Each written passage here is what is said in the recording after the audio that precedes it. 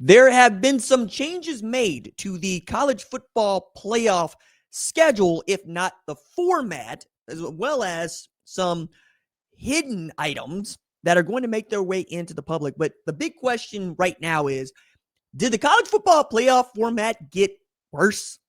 What's up, kinfolk? It's RJ Young. I am not on a step mill. If this is your first time watching Adapt and Respond, thank you for joining us here. We talk college football year-round. If you're into that, hit that subscribe button, like this video, answer the question in the comments below.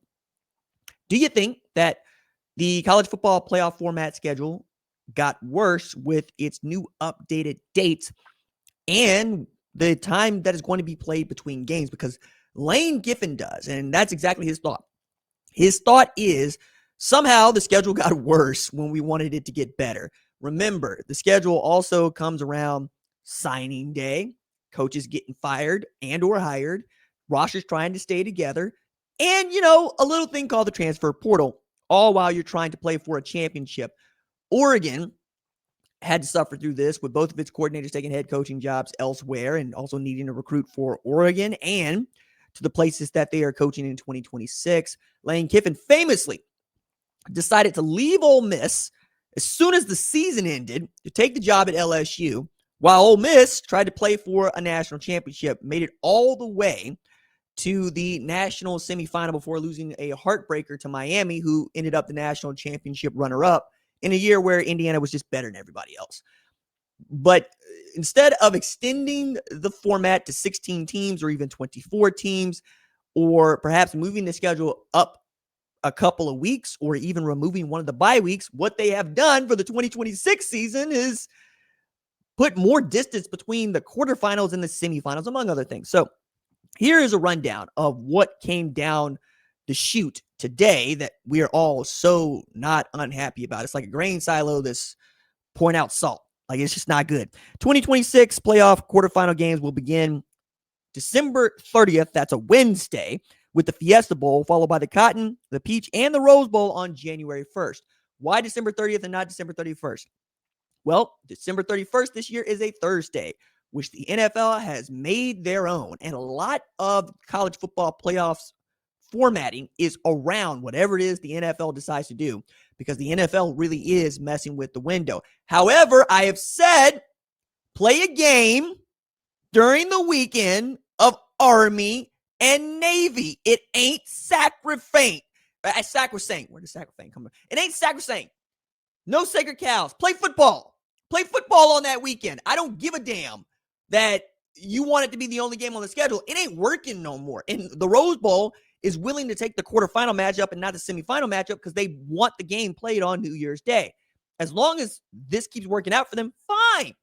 But we need the week now. The week is no longer unneeded inventory. We need the week. More than that, though, I think you can look around and you can also say last weekend would have been a great time to have a national championship game. The week before the Super Bowl when everything is dead and we could all be building toward this. But RJ, that's going to move the game to damn near the 1st February every year. And so move the schedule forward, move the schedule back, whatever. It can work. What I'm trying to also do is make sure that college football continues to be in its space where many people can watch it, where, the more than 20 million people that want to watch the college football national championship don't watch it on Martin Luther King Day on a Monday, which I still think is ridiculous that we play that game on a weekday. That's a Saturday game. It's a Saturday, 6 o'clock, 7 o'clock Eastern Standard Time game. I don't understand. I get that. Okay. Then the semifinals won't take place for nearly 2 weeks after the quarterfinals are played. So imagine playing on December 30th and then knowing you're not going to play for another 2 weeks for the semifinal. So those games this year will be the Orange Bowl and the Sugar Bowl, January 14th, January 15th, which are traditionally, the weekend that we're playing for the national championship. And the championship game is going to be played 10 days later in Vegas at Allegiant Stadium, which means we're playing football on January 25th next year. RJ, remember that we can't be playing games that far back. Dog, I'm asking you to push the national championship by a week because it's January 25th this year. That's wild. Or next year, January 25th, 2027. It's wild that we can't even push it back a year. So a similar structure is also in place for 2027, 2028. We'll see what else, because they've been changing this thing since they put it into place. spanning December 31st and January 1, and then January 13th to January 14th. And the national championship game will be played January 24th, 2028. Now, Rich Clark, who is the executive director of the College Football Playoff, basically the mouthpiece of what the College Football Playoff Board of Managers decide to do, and the SEC and the Big Ten have the majority share of the voting rights in there, have tried to walk this back as saying, I should say Rich Clark's tried to walk this back by saying they're preserving the competitive balance and the consistency of the games, and they're trying to enhance the fan experiences while also continuing to have bowl partners involved in what they're doing.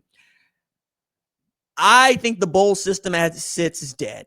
I'm not saying that all bowls need to go away. I do think we need to rethink how many of them we play and just who gets to play in them, especially when you got teams like Iowa State, for instance, that are bowl eligible that are just deciding not to do it because they just don't want to, right? Or you had a change in leadership. Same thing for Kansas State. We just don't want to, or you got a change in leadership. And the bowls are paying money to whatever bowl team is eligible that they select to come play there, which means that you got to come out of your pocket, or the Big 12 or the Big 10 or whomever it is has to come out of their pocket to pay the bowl they're in. And what does the bowl exist to do? Be played on television. We can always play college football on television. Hell, we put FCS games against SEC teams on television. I don't know that we should keep doing that, but that would be one way in which you could also tighten up the calendar. Stop allowing FBS teams to schedule FCS teams. We've got 136 FBS teams. You can schedule one of them. You ain't got to schedule Eastern, Western, Northern, Delta State, Tech. Directional schools ain't cutting it for me no more. I don't know. Unless you're a directional school in a Big Ten, I don't give a damn. Like, what good is it for us to watch Tennessee beat the hell out of East Tennessee State? That's not good for anybody. Well, we're going to help East Tennessee State make their athletic budget. That ain't your problem. That ain't your problem. You know what I'm saying? Like, since when is that your problem? Since when are you the person that cares about how much money other people are bringing in? Trying to make sure everybody else eats. That don't sound like you. That don't sound like you. That sounds like the kind of you that you would want to strangle. That ain't working for anybody. I'm just money.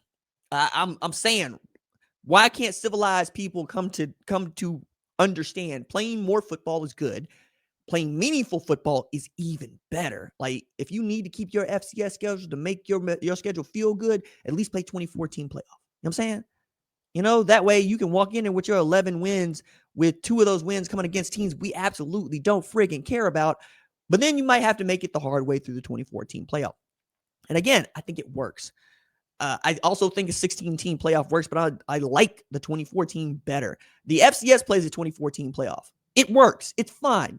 The top 25 teams basically get in. They seed the top 8. That works for them, right?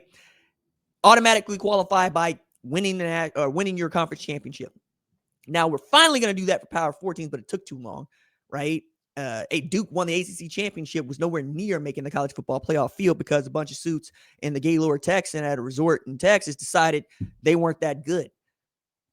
I want as much of this to be easy as possible, and I think we made a mess. Move the transfer portal to the spring window. Period. Have OTAs as your structure as opposed to making spring football into a thing, because spring football is dead as we know it, kind of like the bowl system. Modernize the game. Catch up, right? We're getting so upset about what the NFL is or isn't doing. Really, a lot of what the NFL is doing is what college football should be emulating, but it can't, because you don't have everybody pulling in the same direction like you do 32 owners in the NFL who are all working with each other to make as much money as possible, which is what college football should be doing, but it ain't. So yeah, this is broken.